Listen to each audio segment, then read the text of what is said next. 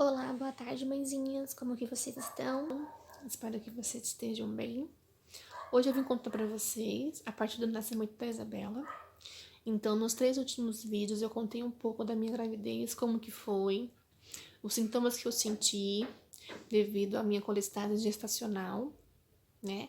E como eu disse pra vocês no último vídeo, a Isabela precisou nascer de um parto de emergência. Ela nasceu de 37 semanas. Naquele momento, o que estava em risco não era a vida da minha filha. Graças a Deus, assim, por mais que eu tivesse a doença da colestase, ela estava evoluindo bem, ela estava bem. O risco maior mesmo era a minha saúde, era o meu fígado, né, que as enzimas estavam muito altas, então a qualquer momento ele poderia parar.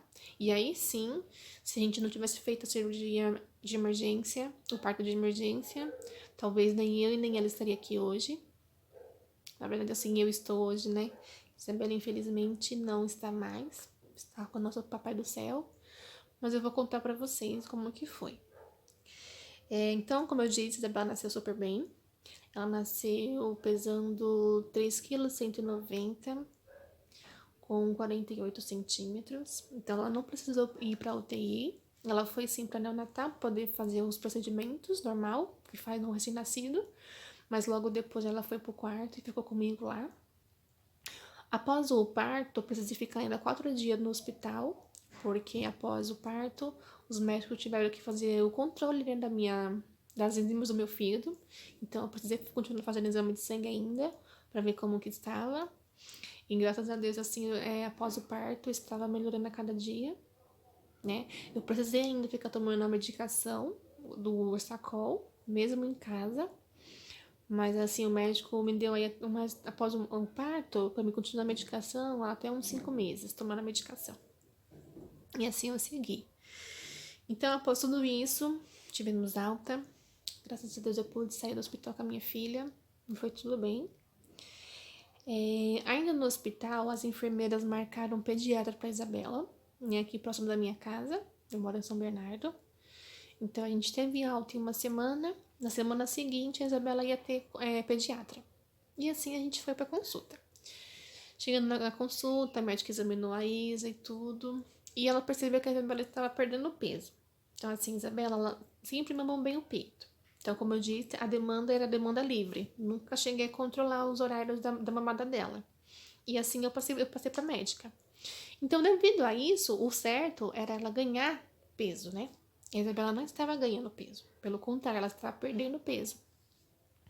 Aí a médica pegou e falou assim, mãezinha, faz assim. Como ela ainda é recém-nascida, porque ela tava com 8 dias de nascida, quando a gente foi na consulta, eu vou estar marcando pra você vir aqui a próxima semana novamente, pra gente poder ver, né, o que pode estar acontecendo. Então aí depois a gente veio pra casa e tudo, e assim foi feito. Então a gente teve alta em uma semana, na semana seguinte a gente teve consulta, e na próxima semana a gente voltou novamente na consulta. Voltando na consulta, a médica ainda constatou que ela não estava ganhando peso, tá? Estava perdendo. A médica achou estranho tudo, mas até então não falou nada. Ela falou assim, então foi assim, olha, isso não quer dizer que é o seu leite que é fraco, porque infelizmente, quando a gente amamenta, o que a gente mais ouve, principalmente quando o seu filho não tá ganhando peso, é que seu leite é fraco. Não, seu leite não é fraco.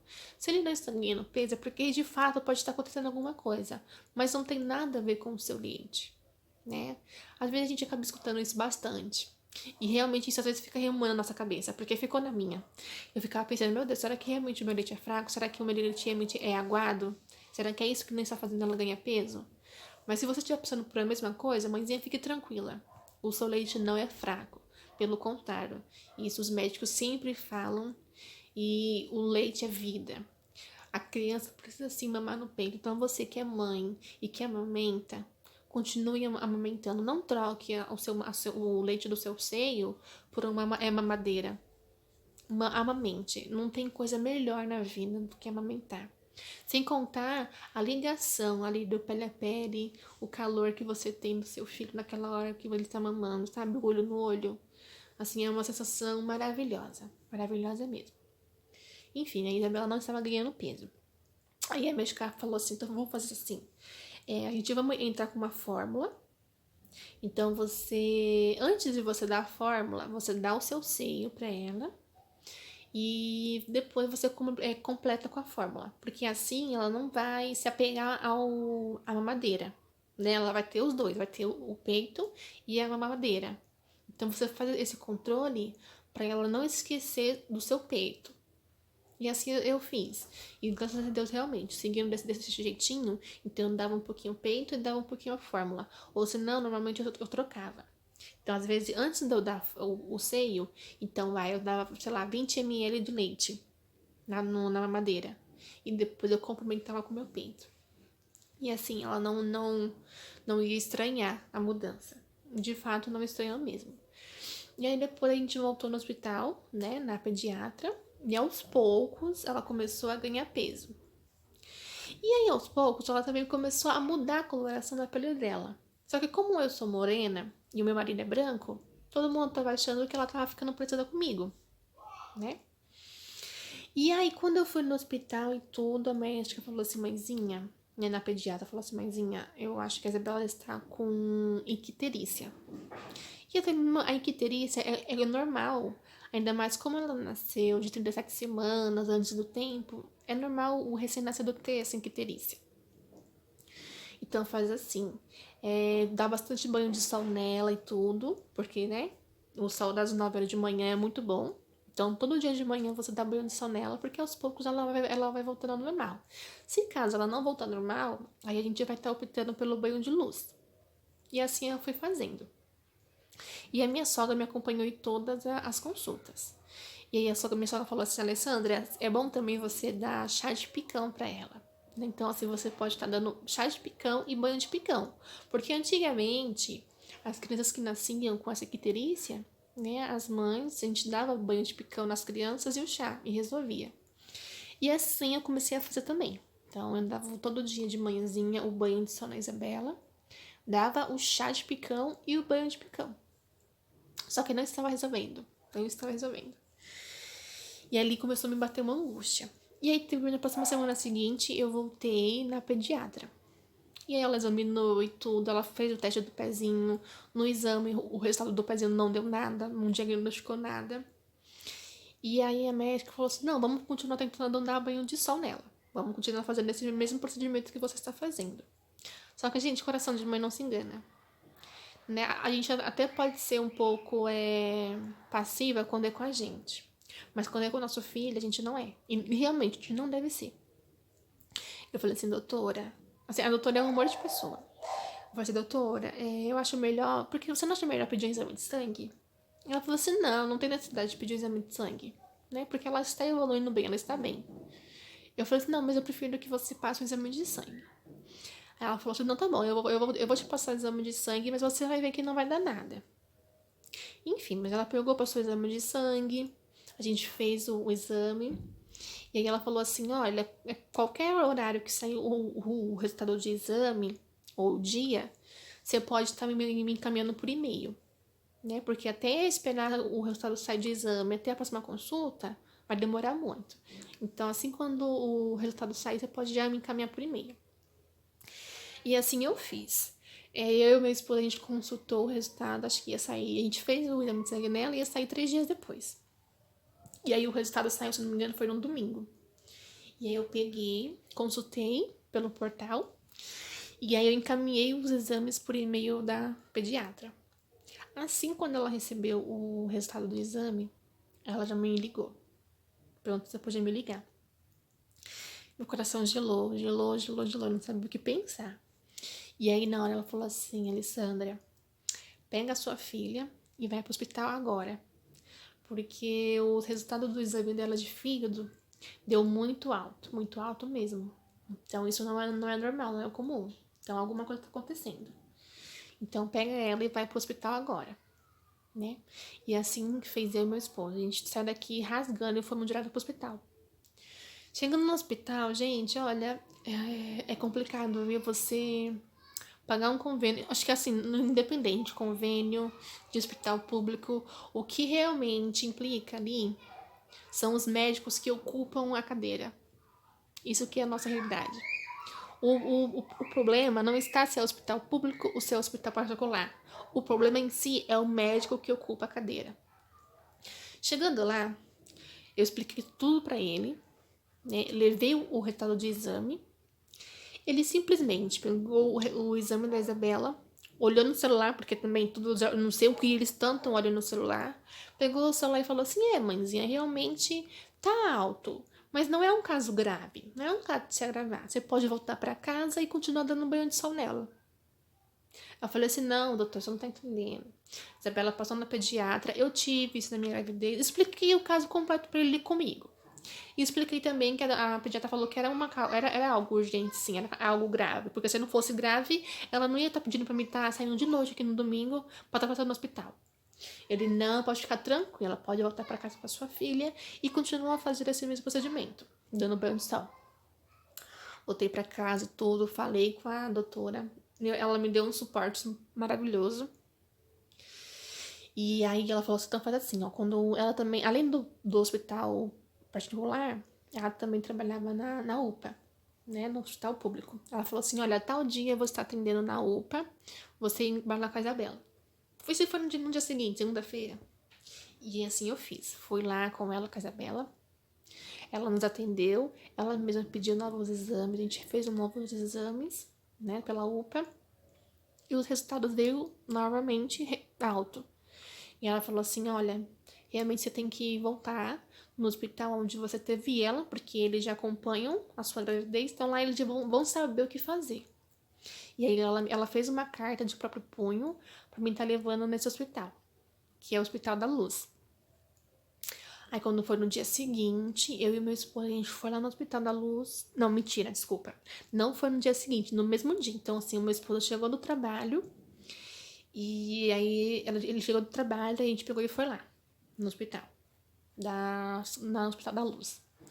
Tudo que eu fui até equipada já. Levei roupa, porque eu não sabia o que podia acontecer. Fiz uma malinha de roupa minha, uma roupa marinha dela, e a gente foi pro hospital.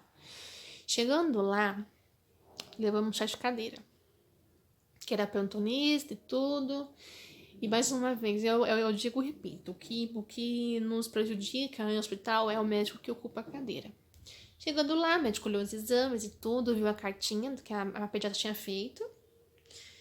E não muito contente, né? Ela falou assim: olha, eu não vou estar repetindo os exames, mas fica tranquila também que não vai dar menos que isso.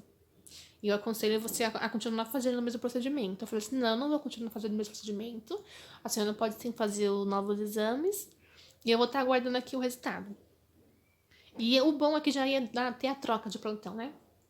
A gente pegou, fez o resultado de exame. A gente ficou lá esperando a noite inteira, a madrugada toda. Enquanto o resultado do exame não saísse, eles não poderiam estar abrindo para a internação da Isabela. E aí, então, a gente pegou, esperamos o resultado do exame sair. E aí, quando foi no outro dia, trocou a plantonista. E aí, para variar, só confirmou aquilo que a gente já sabia. Que o resultado tinha dado muito alto. E aí, na hora, ela já abriu a internação da Isabela. Falou assim: olha, a gente vai ter que internar ela para poder fazer uma investigação, para saber o porquê que tá dando muito alto essas enzimas. Porque nem os médicos sabiam, de fato, o que poderia ser. Por mais que tivesse o meu caso, da colestase e tudo, eles não sabiam por que poderia estar tendo na Isabela. Porque até então, uma coisa é você ver que a colestase é gestacional na gravidez. E após o parto, voltou tudo normal. Agora, com a criança em si, sendo que durante a minha gravidez, estava tudo bem com ela. Então, internamos ela. A gente ficou internada aí 1 semana, 2 semanas. Ficamos internadas 2 semanas no hospital, no Hospital da Luz. E foi 2 semanas de investigação. Tira exame daqui, faz exame dali, e fura ela aqui, fura ela ali, e eles não conseguiram descobrir. Não conseguiram descobrir, gente, não conseguiram. E tanto que o hospital particular, pelo que na época, não tinha um hepatologista. Só tinha um hepatologista só, que atendia todos os convênios. Então, assim, não tinha um hepatologista de plantão ali que pudesse realmente avaliar o exame dela. E aí o médico falou assim: mãezinha, eu sinto muito lhe dizer, mas a gente só tem só um hepatologista no hospital inteiro, né, para atender todos os convênios, bem dizer, que é muito difícil você ter hepatologista infantil. Então, o que eu vou te aconselhar? Eu te aconselho a você estar indo no hospital da Menino Jesus. Esse hospital Menino Jesus é um hospital público. Mas é um hospital referência de do país inteiro aqui do Brasil. É um hospital referência do país. E lá tem uma equipe maravilhosa de hepatologista. Tanto que quem tá à frente dessa equipe é a Gilda Porta. Gente, se eu não tiver falado a pronúncia certa, depois eu coloco aqui na descrição abaixo certinho o nome dela. Mas é a doutora Gilda. Ela é super boa. Então, as médicas fizeram uma cartinha, né, pra mim estar indo no hospital. Fizeram o resumo da internação da Isabela, todos os exames que eles tinham feito. E até então, os médicos estavam suspeitando que ela poderia estar com atrisia de vias biliares. Eu também não vou saber explicar para vocês aqui agora, mas na descrição eu vou estar descrevendo para vocês certinho. Mas eu sou leiga no assunto, mas o pouco que ela me explicou na época, essa atresia de vias biliares é uma veia do fígado que entope. Então, assim, tudo que a criança come, enfim, acaba entupindo essa veia do fígado. Depois eu vou estar na descrição explicando, deixando lá explicadinho pra você o que é, com detalhes. E aí, então, ela falou assim, então, eu tô achando que a Isabela pode estar com essa atresia de vias biliares. Mas como lá, esse Hospital Menino Jesus tem essa equipe hepatologia, então você pode estar indo lá, que eles vão estar sabendo explicar melhor. E também vão saber o que fazer, né? O procedimento correto a ser feito. E aí, então, a gente teve alta do Hospital da Luz, a gente veio pra casa, a gente tomou banho, eu fiz uma nova mala de roupa pra Isabela, e no dia seguinte a gente foi no Hospital Menino Jesus. Chegando lá, a gente passou pelo pronto-socorro, eles tiveram que repetir todos os exames, fizeram os exames novamente. E aí, então, com os novos exames e com os antigos, eles viram que só estava aumentando, né, as enzimas do fígado, o resultado do exame. E aí, então, eles marcaram uma consulta para mim. Então, assim, primeiro eu passei no pronto-socorro para eles poderem avaliar. E aí, eles fizeram todos os exames. Vendo o resultado, eles marcaram uma consulta diretamente com a equipe de hepatologia. Então, nesse dia, a gente não ficou internada, a gente foi uma consulta. Então, a gente pegou e voltou para casa. Aí, então, eles marcaram direitinho a consulta e quando foi o dia da consulta, a gente pegou e foi com a Isabela. E aí, chegando lá, expliquei todo o meu quadro, porque eles pedem, né? Perguntam se eu e meu esposo, a gente é parente, eu falei que não. Explicam tudo. Eles pedem todas as explicações possíveis. Desde quando você conheceu o seu marido até a fecundação, até o nascimento, enfim, tudo. E a gente pegou e passou e tudo. E aí, então, ela pegou e marcaram mais exame de sangue. Então, assim, cada consulta que a gente fazia com a Isabela era um novo exame de sangue que eles pediam. Para eles também estarem controlando para saber como que está.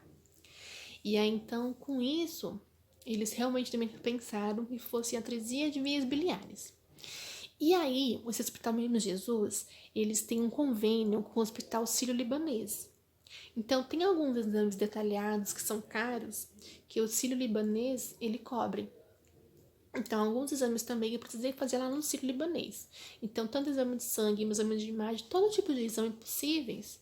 Os exames que eram simples, que eram feitos, que era raio-x, que era exame de sangue, a gente fazia no Hospital Menino Jesus. Agora, quando era algum exame mais detalhado, né, mais específico, a gente fazia no Hospital Sírio-Libanês. E então, com todos esses exames que ela fez, até então, o primeiro diagnóstico que eles realmente deram foi essa, de atresia de vias biliares. E assim, até então a médica explicou que era uma cirurgia simples, que ia estar fazendo a Isabela, né, que ia estar precisando sim fazer um corte nela, na barriga dela, para estar abrindo, né, para estar vendo como que estava o fígado, para poder estar desentupindo essa veia. Então, depois todos desses exames, desse diagnóstico, aí então marcaram a cirurgia. Então, eu, a Isabela e meu esposo, a gente foi pro Hospital Menino Jesus, foi feita a cirurgia lá mesmo. E a gente foi lá, e no dia seguinte ia ser a cirurgia. E aí eu lembro que nesse primeiro dia não foi possível fazer a cirurgia, porque os exames dela deu muito alterado. E como é uma cirurgia, a gente sabe que a pessoa em si tem que estar bem. E como deu muita alteração nos exames, então eles não fizeram nesse dia. Então, eles deixaram para fazer na semana seguinte. Então, a gente ficou uma semana internada. Ela ficou se recuperando com medicamento, porque, né, o professor tá dando medicação para ela, que tá controlando. Então, após essa semana, na semana seguinte, marcaram a cirurgia, a gente pegou e fez. E aí, quando foi na semana seguinte, fez a cirurgia e tudo, falou que a cirurgia era simples, ia ser um pouco demorado. Mas enfim, feita a cirurgia, nossa, nosso coração fica tão pequeno quando a gente tem que deixar nosso filho numa mesa de cirurgia. Eu espero mesmo que nenhuma mãe passe por isso. Ai, a gente pegou, deixou a Isabela lá na sala de cirurgia e tudo, mas que falou assim que no máximo 2, 3 horas de cirurgia. E aí, quando foi menos de 1 hora, a médica chamou a gente na sala do pós-operatório. E chegando lá, a médica falou assim, mãezinha, a Isabela não está com trisia de vias biliares. A gente abriu ela. Então pensa, minha filha passou por um corte, gente. Um corte grande, a barriguinha dela, pensa. Abria a barriga dela assim, por causa de bem dizer, de ponta a ponta, para quando chegar na hora ver que ela não tinha trisia de vias biliares. Então, infelizmente, ela teve que passar por um procedimento desnecessário. Mas, enfim. Ela abriu a Isabela, viu que não estava com trisia de vias biliares. Ela falou que até então o fígado dela ainda estava conservado. Não era trisia de vias biliares. Mas como eles tiveram que abrir a Isa, então ela aproveitou para fazer uma biópsia. Então, a biópsia é o quê? Você pegar um pedacinho do fígado e levar para poder fazer exames, né? A biópsia também, o certo da biópsia, ela é fazer essa biópsia simples, porque a biópsia simples é você fazer através de agulha, mas no caso da Isabela, como ela já estava aberta, então ela já aproveitou para poder pegar um pedaço do fígado e levar para poder pegar uma pequena amostra para poder ver o resultado. Assim, na hora foi muito revoltante para mim. Aí depois que passou e tudo, o médico foi lá no quarto me explicar, me acalmar. Porque eu e o meu esposo, a gente ficou muito revoltado. Assim, a gente ficou muito revoltado. Mas depois a gente entendeu que, infelizmente, não tinha que ser feito. Né? Por mais que foi dado um diagnóstico errado e ela teve que passar pela cirurgia e fazer a biópsia e abrir ela e tudo, infelizmente foi necessário. E outra, que além daquele hospital ali, não tinha pra onde a gente correr. Porque a gente já veio do hospital que a Isabela nasceu, né? O Hospital da Luz, um convênio. E o hospital referência era aquele ali que a gente estava. A equipe referência era aquela. Então não adianta a gente espernear, xingar, sendo que não tinha pra onde a gente correr. Era realmente a gente acertar aquele erro, era infelizmente, era a gente aceitar aquele erro e continuar. Porque não tinha o que fazer, a gente não tinha pra quem socorrer. Por mais que eu chegasse em casa, meu esposo, a gente fosse pesquisar, o hospital referência que dava na nossa pesquisa era aquele, o Menino Jesus. A equipe referência que dava referente a patologista era aquela da Gilda Porta. Então, não tinha pra onde correr, não tinha o que fazer, era continuar ali. Mas enfim, entreguei na mão de Deus, eu orava, rezava. E o meu medo, gente, o medo de fato, era Deus levar minha filha. Eu digo que por várias vezes eu não entreguei, acho que assim, eu nunca entreguei a minha filha de fato, de coração, na mão de Deus. Porque eu sempre tinha medo do que poderia acontecer, sabe? Mas enfim, depois de tudo isso, e ó, aí até antes disso, deixa eu só voltar um pouco. Quando eu descobri que a Isabela teve que passar por cirurgia e tudo, e ela passou, eu questionava muito Deus. Questionava muito, eu queria saber o porquê. Sabe? Porque eu aceitava tudo aquilo que eu passei na gravidez. E eu passava de novo se fosse preciso. Sabe? Aquelas coceiras, aquela angústia. Assim, foi horrível. E eu aceitava passar por tudo aquilo de novo. Mas o que eu pedia pra ele, eu orava, pedia pra ele, pra que ele nunca deixasse acontecer comigo. Não, eu nunca deixei, eu orava pedindo pra ele, pra não deixar acontecer com a Isabela o que aconteceu comigo. Eu orava, eu implorava pra ele não deixar ela sentir aquelas coceiras insuportáveis, porque eu sei o quão insuportável foi. Então, assim, pra nós que somos adultos, é insuportável uma coceira, imagina pra uma criança. Então, eu orava, eu implorava pra ele não deixar acontecer com ela. E assim, graças a Deus mesmo, essas coceiras ela não sentiu. Mas é claro que ela sentiu outros sintomas. Então, assim, Uma criança que tem doença no fígado, o fígado dela é grande, então ela começou a ficar com uma barriga bem grande, barriguda mesmo. Então, assim, o fígado ele cresce, a bacia também ela cresce, porque dentro, né, os órgãos não são a mesma coisa do que uma criança normal, né? O formato deles, de como eles estão ali dentro, não é de um aspecto de uma criança saudável, é diferente. Então, assim, a Isabela começou a ficar com a barriga bem grande, grande mesmo. Ficou bem amarelada, tanto na pele e no olho mais ainda. Mas, assim, Deus também me mostrou que eu não poderia ser tão egoísta. De questioná-lo por quê. Porque quando eu fui para esse Hospital Menino Jesus, e lá, gente, de fato, eu vi, assim, crianças em um estado muito grave. Não só de resultado de exame, mas de aparência. A Isabela, depois eu vou estar mostrando foto para vocês dela. Se você olhasse para ela, você ia ver que ela era uma criança saudável. Ela aparentava estar saudável. Se você olhasse para ela, você ia ver que ela era gordinha, ela era bem bochechudinha. Então, se você notasse apenas nos olhos dela, você ali ia ver que ela tinha alguma coisa, também na coloração da pele. Mas fora isso, você não falava que ela tinha alguma doença do fígado. Porque as crianças que têm doença de fígado, normalmente elas são o quê? Bem barrigudas e bem magrinhas. Porque elas não têm vitamina. Né? A vitamina, eu não sei o que acontece em si. Mas o fígado acaba tomando toda a vitamina do corpo da criança. Então ela tem criança que não evolui. Tem criança que ela não anda, não fala, não pega realmente massa corporal.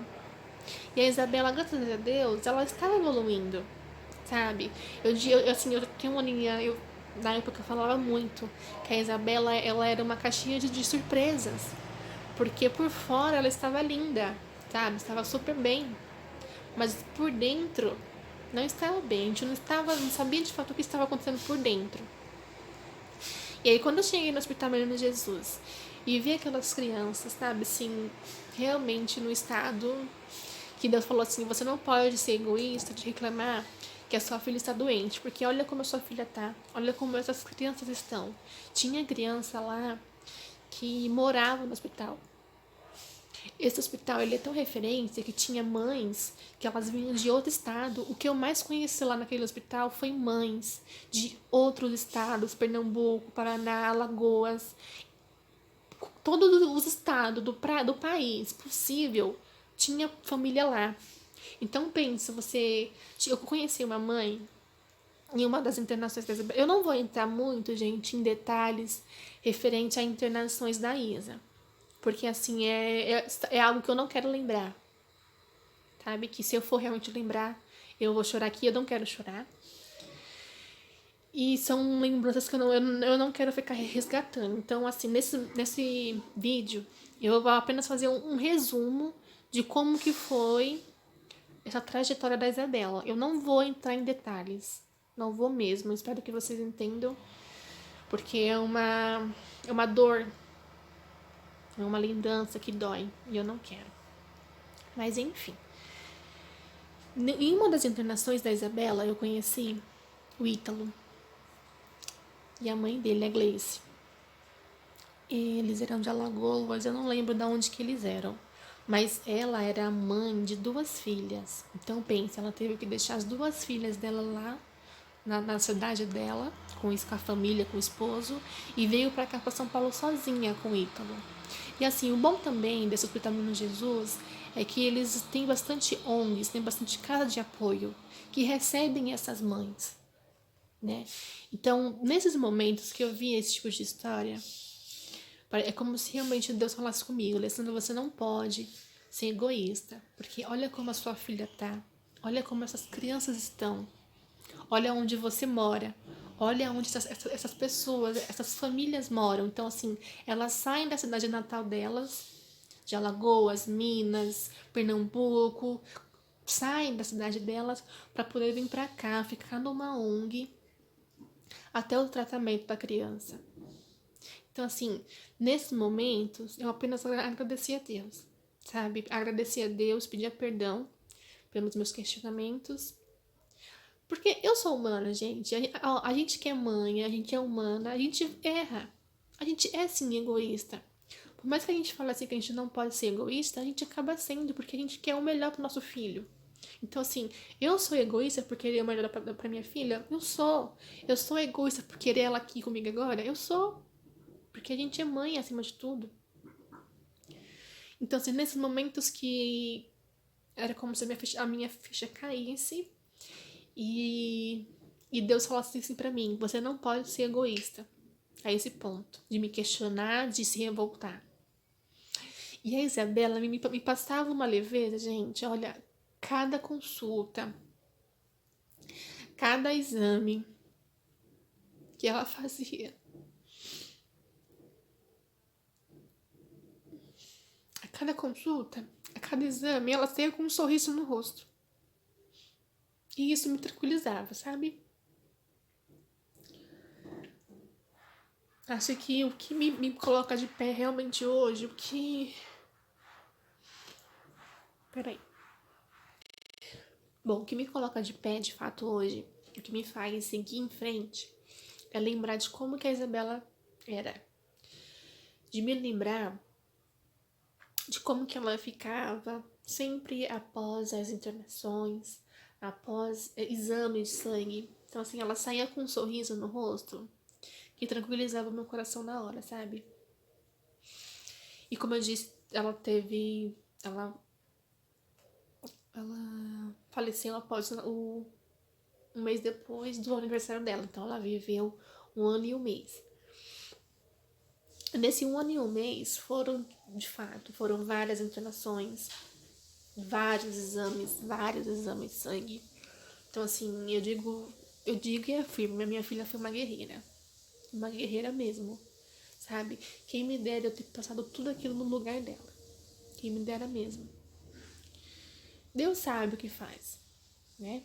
Ele sabe de todas as coisas. Mas enfim, Isabela passou por várias cirurgias, por vários exames, várias internações, porque conforme os dias, os meses iam passando, só ia se agravando mais ainda.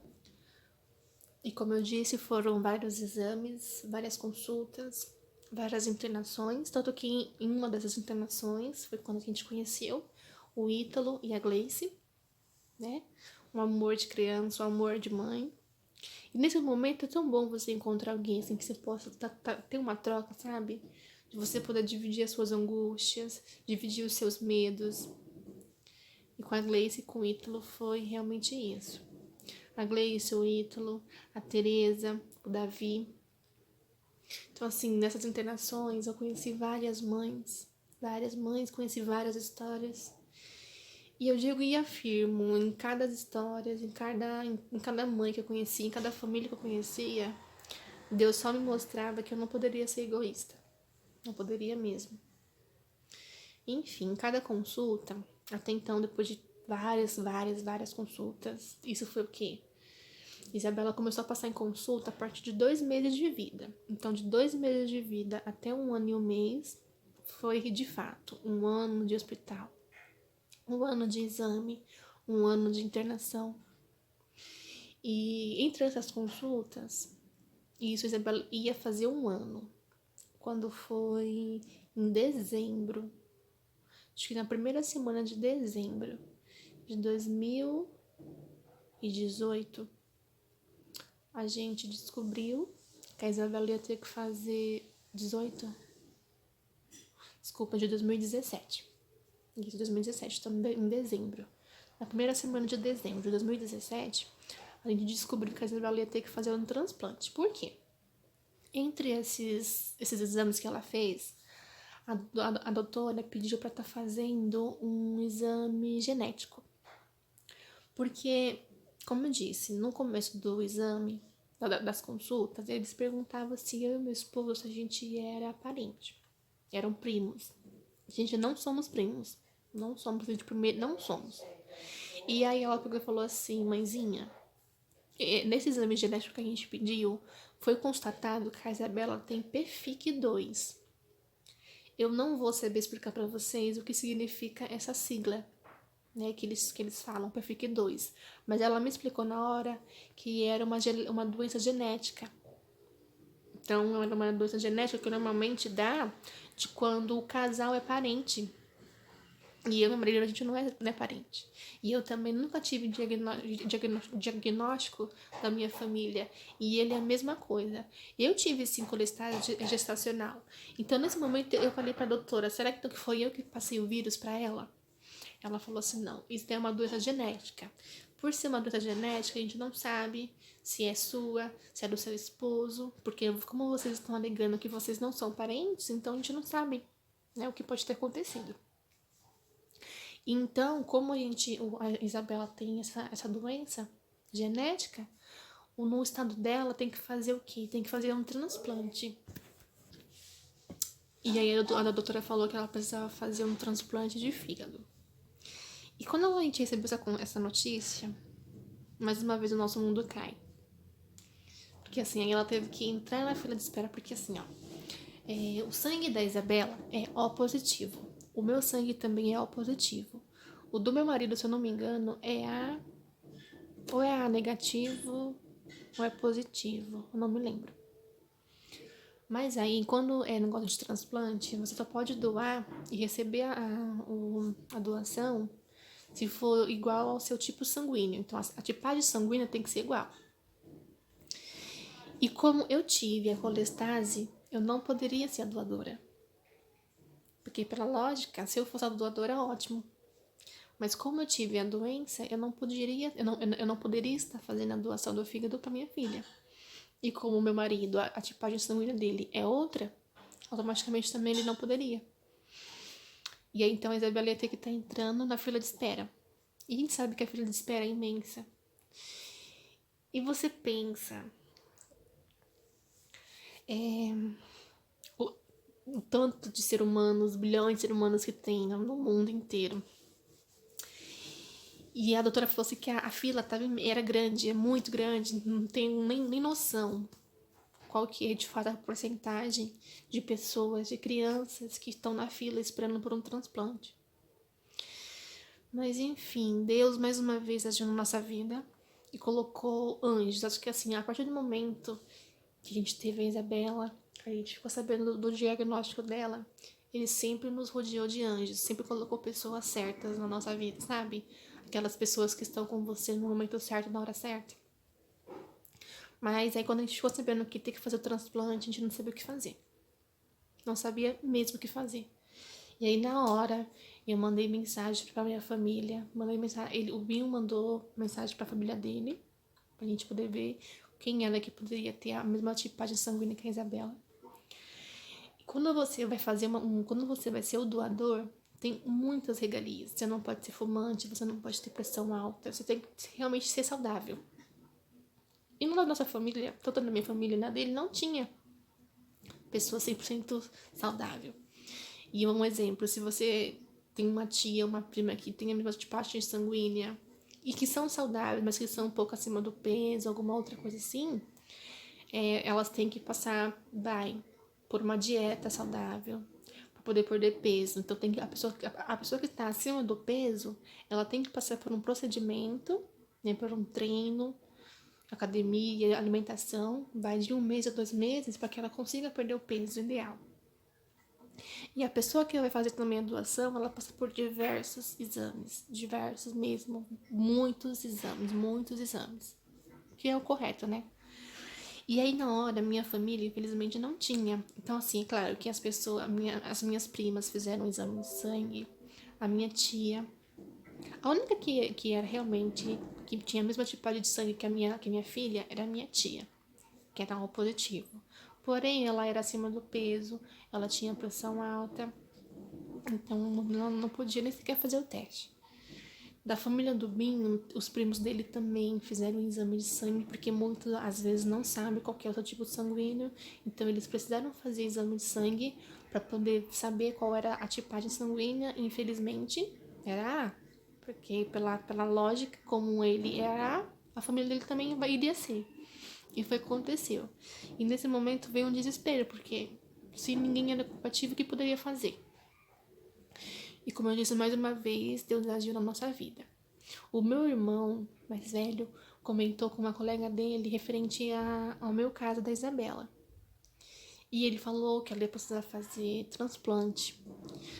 Ele falou assim que na hora ela não hesitou, ela mesma se ofereceu. Falou assim que ela tinha o mesmo tipo sanguíneo. O nome dela é Rosicléia.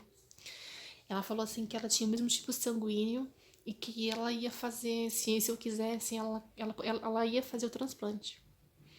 E aí na hora minha irmã falou comigo, me mandou uma mensagem, o número dela, a gente começou a conversar. Marcamos pra ela vir aqui em casa pra gente conhecer ela, conhecer a Isabela, né? Assim, a Rosicléia é um amor de pessoa. Quando eu digo que é um anjo, que Deus age na hora certa, que coloca as pessoas certas na sua vida, é isso. E aí, como eu disse, o Hospital Sírio-Libanês que começou a bancar os exames da Rosicléia. Então, a partir do momento que ela pegou e falou que estava disposta a fazer todos os exames, que ela ia fazer o transplante, quando foi na próxima consulta, ele já deu o nome dela, eles já marcaram todos os exames que ela tinha que fazer, e assim ela fez, todos os exames.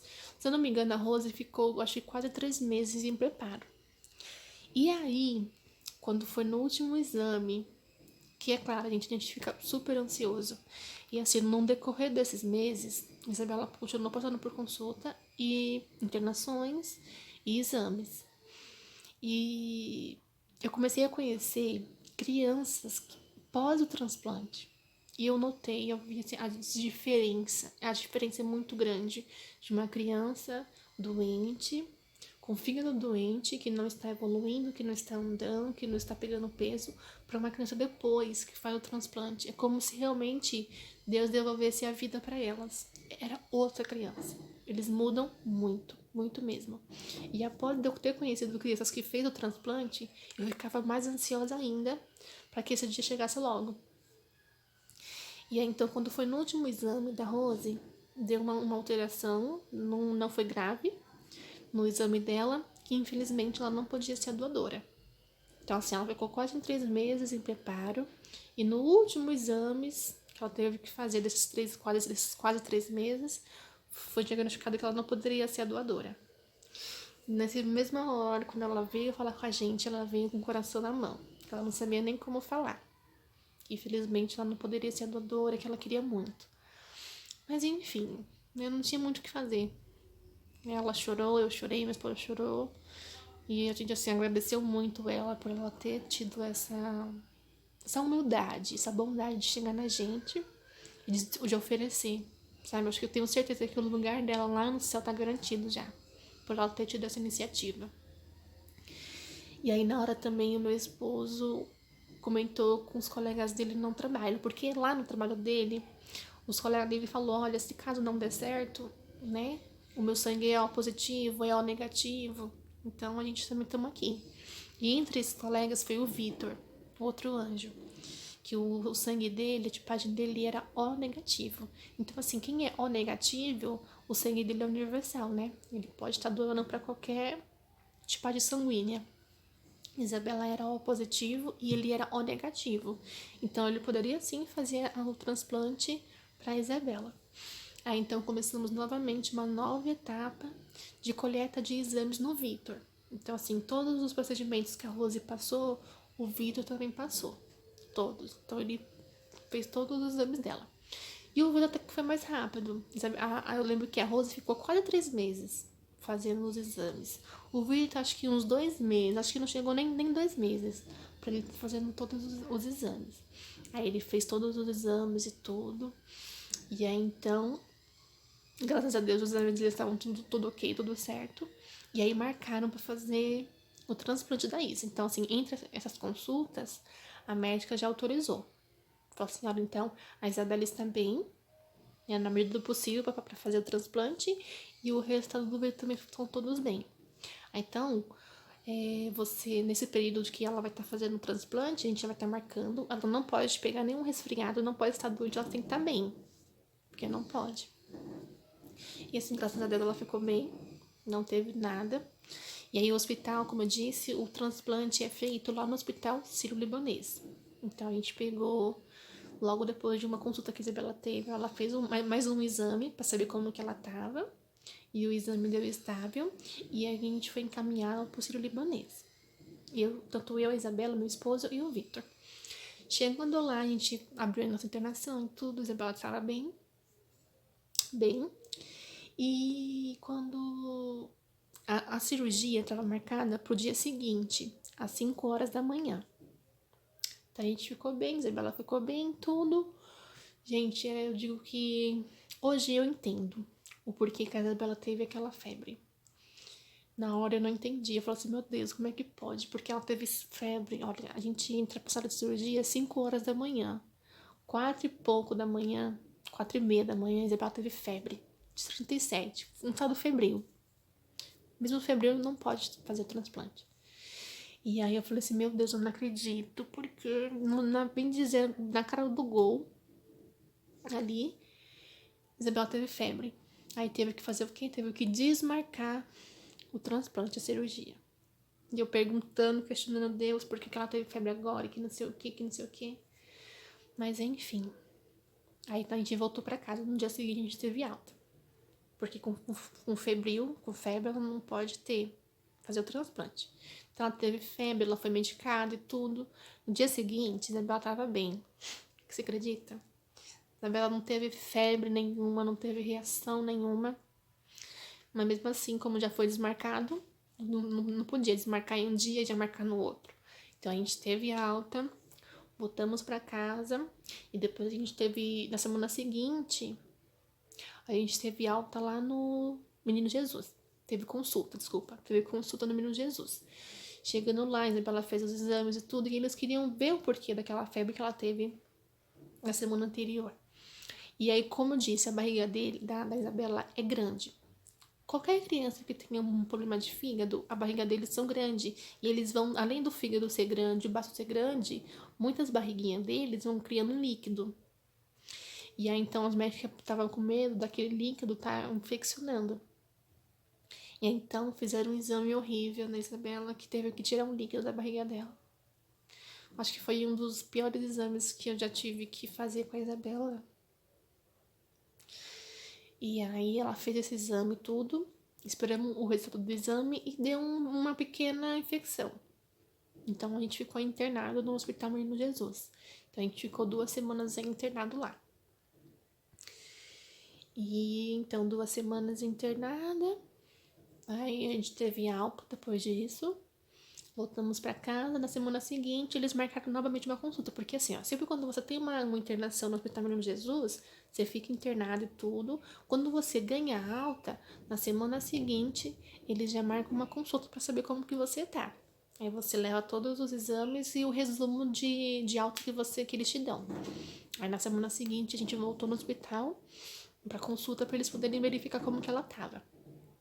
E até então ela tava bem. Né? Então ela falou assim, olha, tanto que a médica brincou, falou assim, mas a Isabela não pode nem ouvir essa palavra de transplante, porque ela ouve essa palavra que ela vai ficar com febre. E aí então na semana seguinte a gente voltou, a Isabela repetiu mais alguns exames e tudo, ela tava bem. Aí ela falou assim, então vamos marcar mais uma tentativa? Aí a gente marcou mais uma tentativa. E aí nessa tentativa, repetiram todos os exames da Isabela, ela estava estável. E aí, então, no mesmo dia, porque também é assim, você vai lá com a criança, faz o exame com quem é transplante. Fez os exames, tá tudo ok? No mesmo dia, eles já liberam para você abrir a internação no Sírio-Libanês. Então, a gente fez os exames da Isabela de manhã. Quando foi à tarde, a gente foi lá no Sírio-Libanês para poder fazer o exame. Chegando lá, ela estava bem, né? O vídeo também já estava lá e tudo. A gente abriu a internação. E aí, quando acho que a Isabela ficou bem, se eu não me engano, ela ficou um pouco febril nesse dia também. Só que eles conseguiram controlar. Porque assim, a gente chegou a entender que aquela febre, ela era, como posso dizer, não era sentimental. Porque assim, sempre quando a Isabela passava por algum exame que mexia muito nela, ela acabava ficando com esse pico de febre, esse estado de febre febril. Eu esqueci a palavra agora. Porque no Hospital Menino Jesus, ela teve que fazer um exame de urina. Só que ela não fazia xixi, então eles tiveram que enfiar um canal na vagina dela para poder fazer a coleta da urina. Então acabou machucando um pouco. E então era febre emocional, né, que fala. Então ela acabava ficando com febre emocional. Mas ela ficou bem. Então ela teve a febre durante a noite, tomou remédio tudo, e depois ela não teve mais. Foi realmente um pico de febre. E a cirurgia ia ser no outro dia de madrugada, de manhã no caso. E ela passou a madrugada inteira bem, não teve mais nada. E aí quando foi no outro dia, a gente foi pra sala de cirurgia. O Vitor já entrava primeiro, depois a Isabela. E aí, graças a Deus, o transplante foi bem. Ocorreu tudo bem, tanto para ela e para ele. Assim, foi um dos piores momentos da nossa vida, porque eles entraram de manhã na sala de cirurgia. Eles vieram sair à tarde, quase 4 horas da tarde. Então, pensa, a cirurgia começou às 6 horas da manhã. 6, 7, 8, 9, 10, 11, 12, 13, 14, quase 9 horas de cirurgia. Muito tempo. Mas graças a Deus, ocorreu super certo. Deu tudo certo. A cirurgia foi um sucesso.